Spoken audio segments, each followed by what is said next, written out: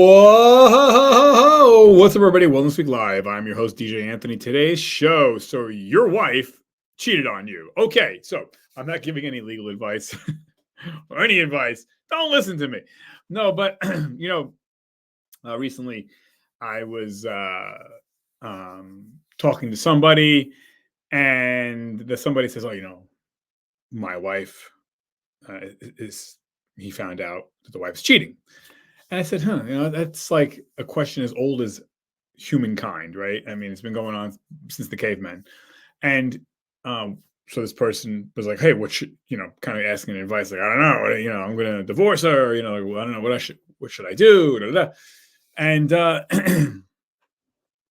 I was like, well, I mean, if your spouse, husband or wife, if your wife, this woman happened to be your wife, if your wife is cheating on you, what should you do? I think the knee jerk reaction, right, is like, divorce her, or if it's the other way around, divorce him, but divorce her.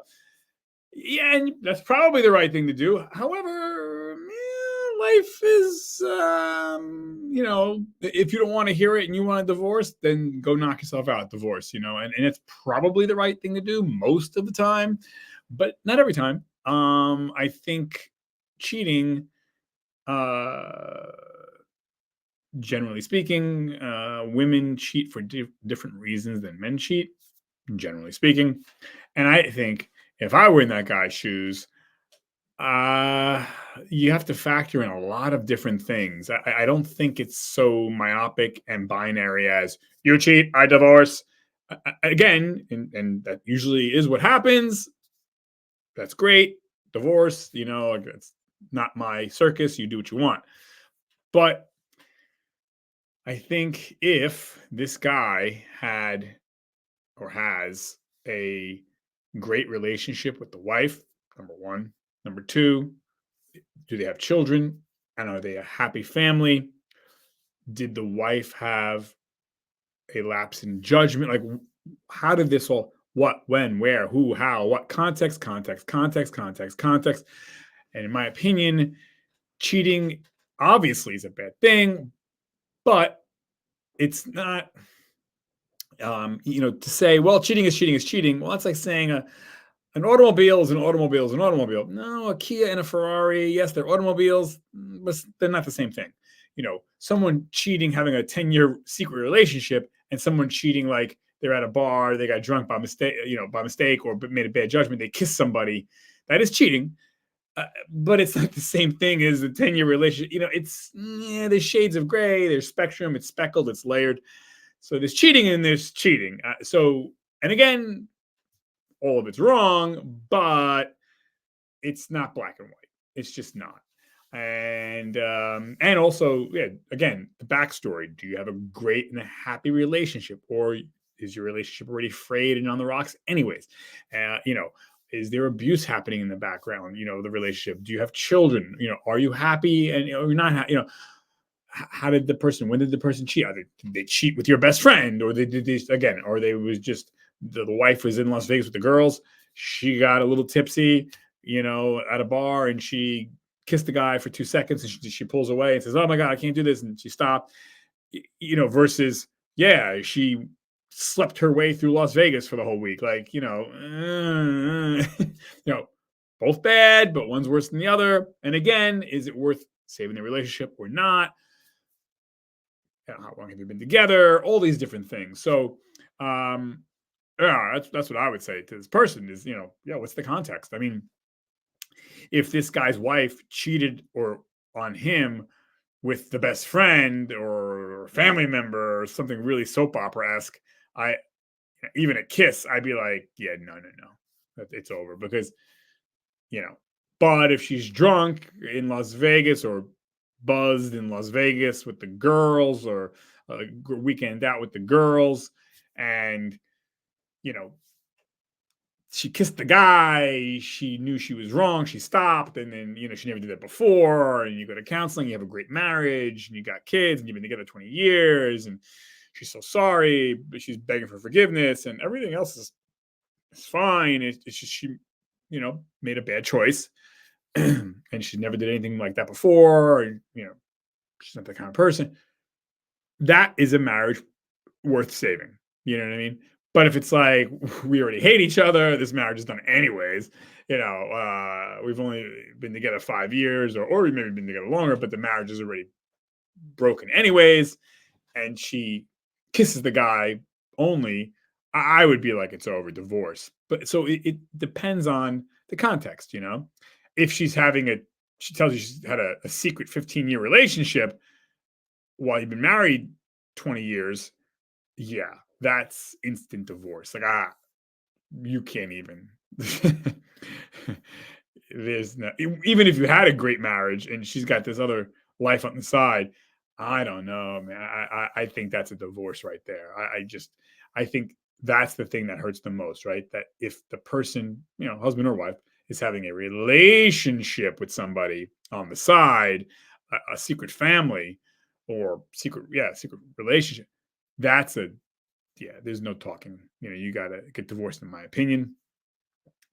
Uh, but again, if it was a one-off lapse in judgment, or yeah, you know,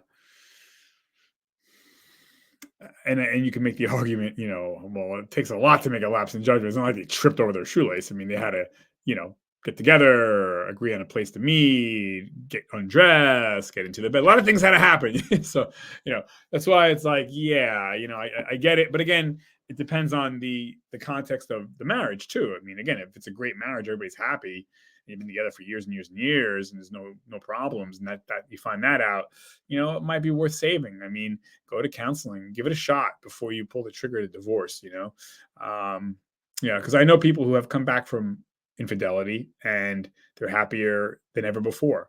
You know, and we're all sinners, and maybe you or I don't do that particular sin, but we're all sinners. And I think it's worth giving somebody a chance. Again, being presumptuous to say that okay, everything else is good. It's just that one problem that happened. It was a whatever, a kiss or a one night stand. Not good, and it's going to take a lot of therapy and, apologizing and all that. But yeah, I mean, who are we to judge somebody? And I know of people who've had secret relationships on the side, uh, you know, and they got divorced, but their families forgave each other, and they never got back together. But it's yeah, it's not a good thing, but I think it is. I think you can recover from it. Even if you do divorce and you have kids, you can co-parent and be civil towards each other and not hate each other. Again, it's heartbreaking, I'm sure. But yeah, so if your wife cheated on you, and again, depends on who, what, when, where, how long, all these different things. And again, do you still love each other? Do you have a good relationship? All these different things. So, yeah, and most marriages that do end in divorce, the reason for divorce, the number one reason for divorce is not infidelity. The number one reason for divorce is money. So, like most people get divorced not because of infidelity, because most marriages that end in divorce are not because anyone's cheating. It's because usually money, again, generally speaking.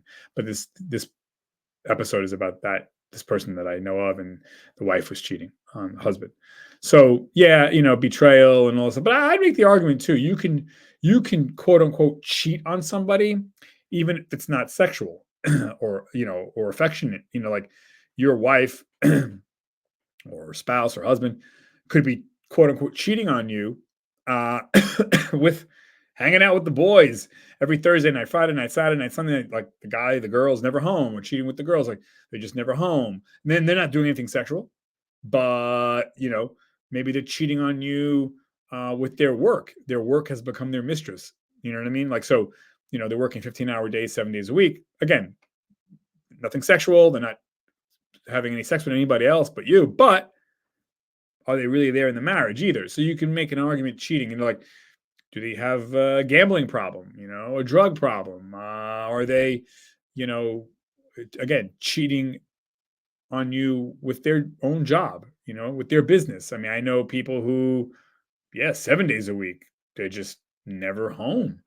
They bring in a lot of money. Again, they're not quote unquote sexually cheating, or don't have a mistress or Mister or whatever, but they're just not home. So I don't know. Is that a loyal spouse?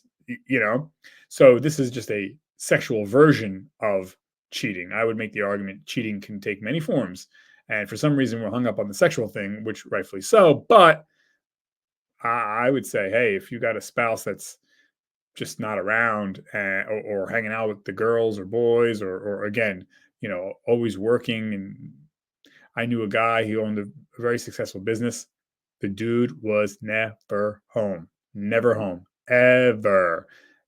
Had a bunch of kids, provided for the family. Everybody got their food and their education and their college and their vacations. And this man never cheated on his wife, like sexually cheated, was quote unquote loyal in that respect. But he was disloyal actually, because he was never home. The joke was, if you want to see this guy, you have to go to his business. So the kids would have to go visit their dad at his place of business. And I know, because I used to work for this guy, and just never home ever. And, quote unquote married till the day he died, 50 something years. But it's just like, were you really married though? You know, because as long as you're paying the bills and throwing money around and you don't sexually cheat, boom, oh, you're a great husband, great father. I mean, I'd make the argument he cheated on his wife. Actually, he cheated on his family. He was just never home, never there. Like I said, yeah, he paid for this, paid for that, paid for this, paid for that, and he didn't sexually cheat or anything like that. But I don't know. I mean, in a way, he kind of did cheat. I would say he was a cheater. So, he neglected his wife and kids. Again, just because you throw money at people and a problem doesn't mean you're a good husband or wife. So, I mean, yeah, cheating can take many different forms. I think the sexual version of cheating hurts the most because it strikes at who we are as humans. We are sexual creatures. And so when someone cheats on you, quote unquote, cheats on you, sexual way, that strikes at who we are as humans. We are sexual creatures. If someone's cheating on you and they're doing work, work hour cheating, where they're just working 15 hours a day and legitimately working, but 7 days a week, it's like, that doesn't strike at the core of who we are as much as the sexual cheating does, but it's still cheating nonetheless. So yeah, I don't know. It's interesting, man. It's again, I think you have to look at the whole context as to if you're going to try to save the marriage or not. Just to throw the person away, knee-jerk reaction. I would say sit down, chill out for 24 hours, examine this, and then make your choice as to what you want to do. Because it's I've seen marriages come back better, happier, stronger from infidelity.